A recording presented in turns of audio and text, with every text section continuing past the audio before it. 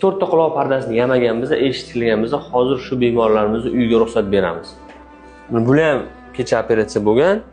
Bu bemorimiz bizga Jizzaxdan murojaat qilganlar. Dastlab tekshirganimizda gribok edi. Bir hafta lechina qildik, 10 kun. Lechinadan keyin quloq pardalarini tikladik. Mana bugun o'ziga ruxsat beramiz. Yaxshimisiz? Boshingiz aylanmayaptimi? Bugun bular o'ziga uyga ruxsat beramiz. Bu bemorimiz bizga Namangandan murojaat qilganlar. Tekshirib ko'rganimizda quloq pardasi teshik va suyakchalari chirigan. Ya'ni eshituv suyakchalari yo'q edi. Protez qo'yganmiz. Bularga 2 kun yotgan, bugun ruxsat beramiz. Birinchi kun boshlanish bo'lgan. Hozir menimcha eshiklaringiz yaxshimi? Ochildimi?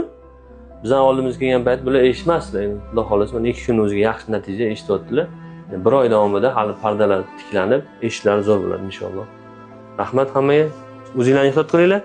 Sog' bo'linglar. Operatsiya inshaalloh Allohning bilan yaxshi o'tdi. Sizlarga ham tavsiya qilaman, agar quloqinglarda shovqin, eshitish past, quloqinglar doim oqsa, albatta lor shifokorga murojaat qilinglar. Buni cho'zib yurmanglar.